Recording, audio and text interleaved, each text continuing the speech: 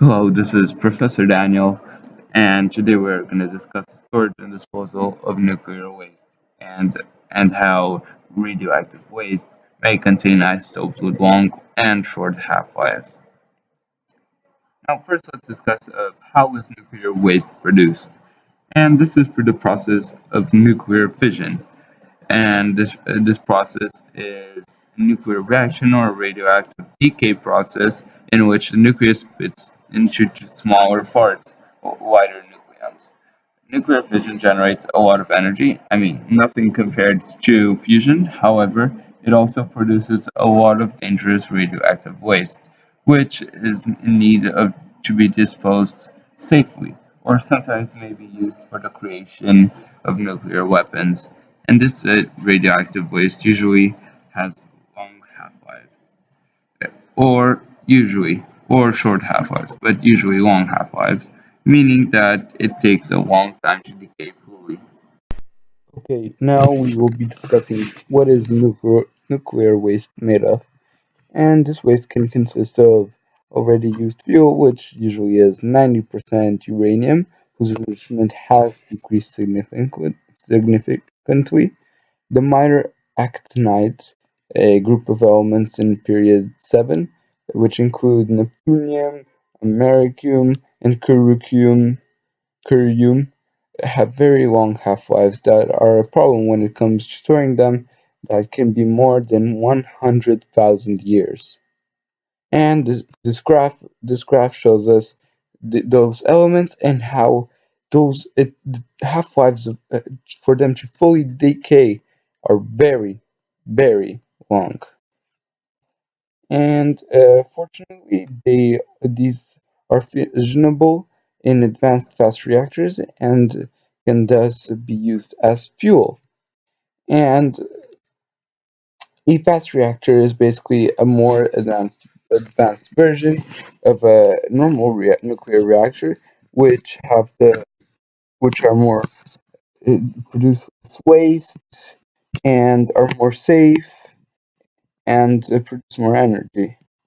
And they are not. However, unfortunately, these reactors are not mass produced compared to normal reactors. And this image just shows the process of an advanced fast reactor. And another type of nuclear waste are the contaminated control rods, which absorb the excess neutrons from nuclear fission. Now let's discuss the storage of this nuclear waste.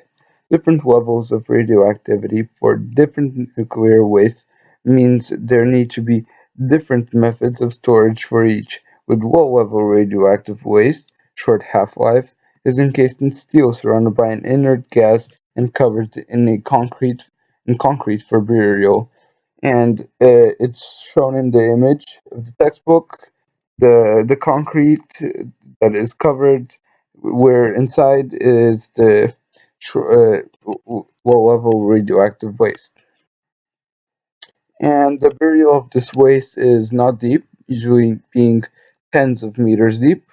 And an example of a low level waste disposal facility is shown in this photo. While high-level radioactive waste is first usually stored underwater at nuclear power plants until the radioactivity has decayed enough to be safely handled. And this image shows how radioactive waste is placed underwater, as water is a great barrier to keep radioactivity out, to make it safe.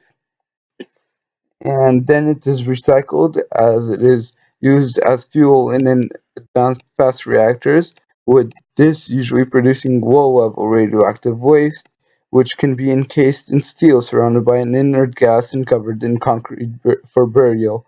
However, the small amount of high-level radioactive waste, which have long half-lives, uh, which remain, is usually encased in and deep geological disposal is performed, which is the process of burying this waste thousands of meters below ground in a geologically stable environment. Different methods of deep geological disposal can vary from mined repositories to deep boreholes.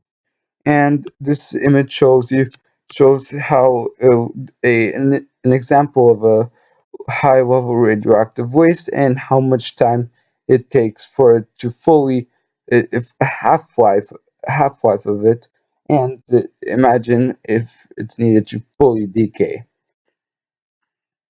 Now, mine repositories comprise of tunnels or caverns into which packaged waste would be placed. In some cases, the nuclear waste containers are then surrounded by materials such as cement or clay to provide another barrier. And boreholes are dr- are uh, are when the floor is drilled for a basement rock to a depth of up to 5,000 meters, and placing and then the waste canisters of the radioactive waste are placed are placed in the lower 2,000 meters of the borehole, and the upper 3,000 meters of the borehole are sealed with materials such as bentonite, asphalt, or concrete. And each borehole can contain around 400 steel canisters, which can be 5 meters long and one third of half a meter in diameter. And the waste containers can be separated from each other by a layer of bentonite or cement, just for safety.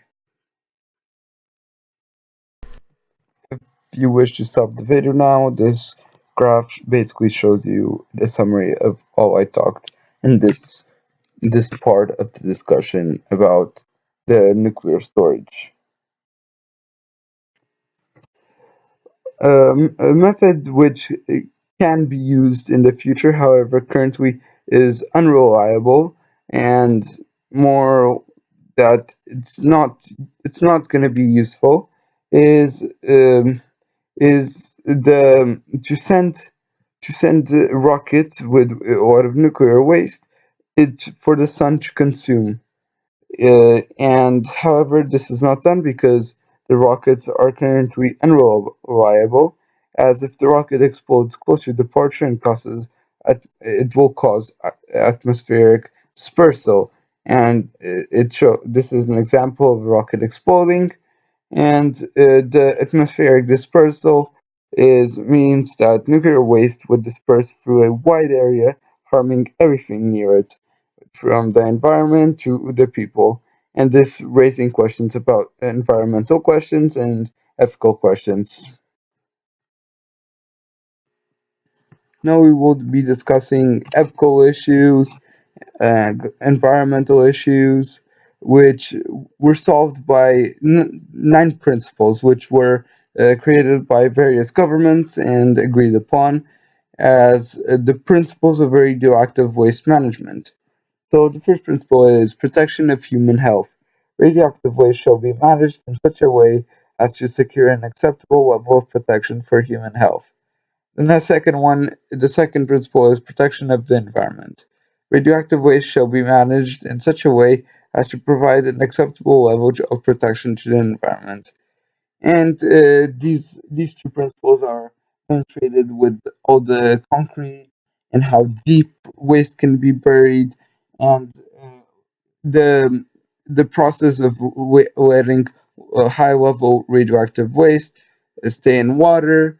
And these are all examples of how the companies and governments are protecting the environment and people. And principle number 3 is protection beyond national borders. Radioactive waste shall be managed in such a way as to assure that possible effects on human health and the environment beyond national borders will be taken into account. Principle number 4, protection of future generations. Radioactive waste shall be managed in such a way that predicted impacts on health of future generations will not be greater than relevant levels of impact that are acceptable today. Number 5 are burdens on future generations. Radioactive waste shall be managed in such a way that will not impose undue burdens on future generations. Principle number 6. National legal framework. Radioactive waste shall be managed within an appropriate national legal framework, including clear allocation, responsibilities, and provision for independent regulatory function. Principle number 7. Control of radioactive waste generation. Generation of radioactive waste shall be kept up to the minimum practicable. Principle number 8 is radioactive waste generation and management interdependencies. Interdependencies among all steps in radioactive waste generation and management shall be appropriately taken into account. Number 9 is safety of facilities. The safety of facilities for radioactive waste management shall be appropriate and ensured during their lifetime. And all these principles show how the government have created these 9 principles to protect the people, the environment, and protect other governments outside the country. So, for example, the protect number 3, where protect beyond national borders, it's for countries to, if they're going to harm their environment or something like that, they're not going to harm the environment outside their country, only inside. And thank you. This was Professor Daniel. Please leave a like if you have understood. Please leave. Do not leave a dislike, even though you haven't understood. Leave a like still, and subscribe.